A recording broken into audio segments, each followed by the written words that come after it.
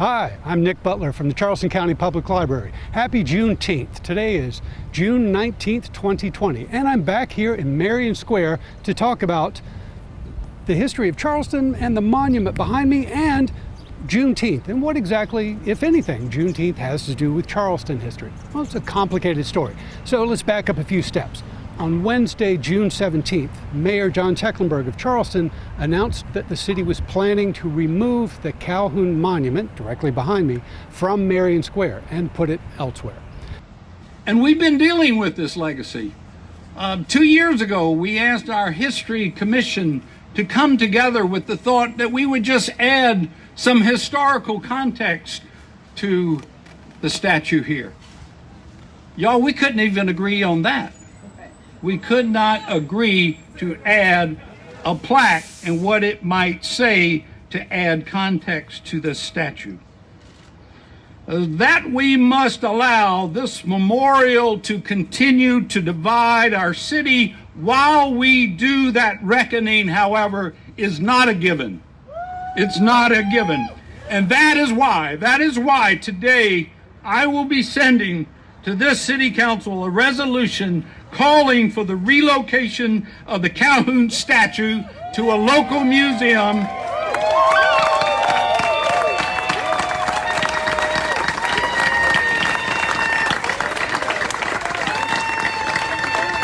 This follows several years of protests, more than several years worth of asks to the city to remove this statue to a person that has bona fide Charleston credentials, but who is a controversial figure in our history.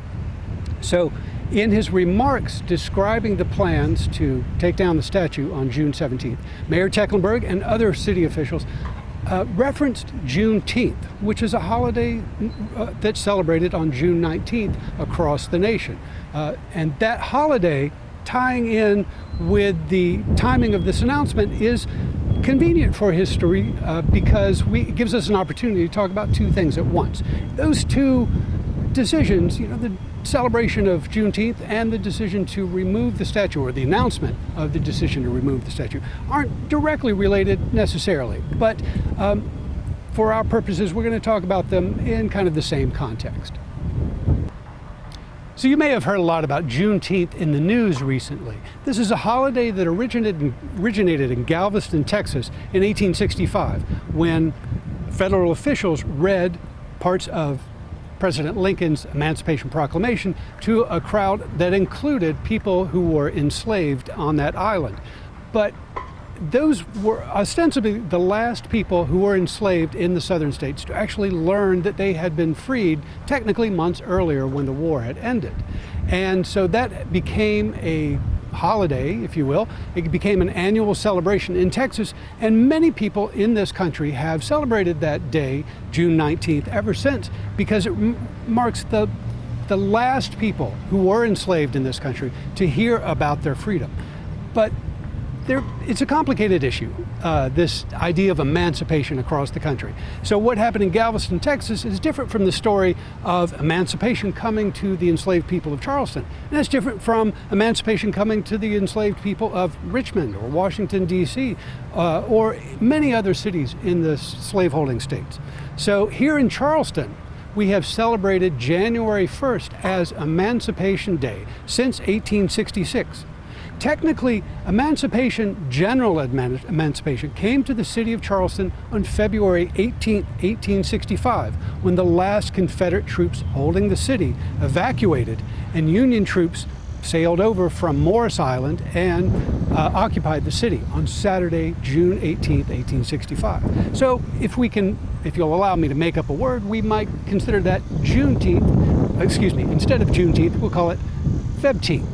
So I know that's a term that I've just made up, and I don't expect it to catch on, but I wanted to make the point that it's a different holiday. In subsequent years after 1865, the people of Charleston did not celebrate February 18th as their Emancipation Day. In fact, they paraded on the streets of Charleston a grand jubilee celebration on March 21st, 1865, a parade to commemorate what they called at the time the death of slavery.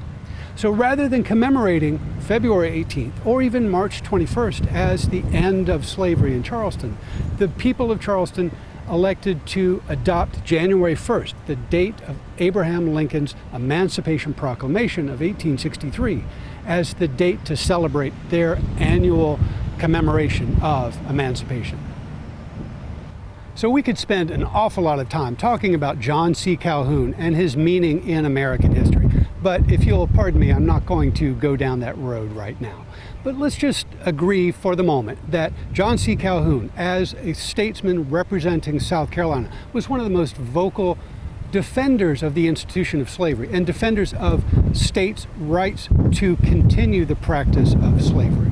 And for that, he was memorialized after his death in 1850.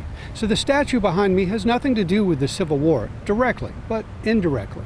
So the announcement of Mayor Tecklenburg this week that this monument to Calhoun will be removed at some point in the future is nicely timed to the celebration of Juneteenth, which is a date that celebrates the end of slavery for a specific community in Texas.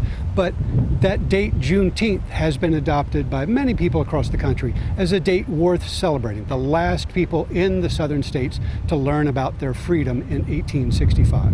So Charleston has its own history, its own legacy of emancipation in 1865. It's on a different calendar date than Juneteenth. But whether you celebrate June 19th or January 1st in Charleston as the date we commemorate the end of slavery, it doesn't really matter. It's a cause worth remembering and noting. It's an important part of our history, and it's kind of the antithesis of the statue behind me.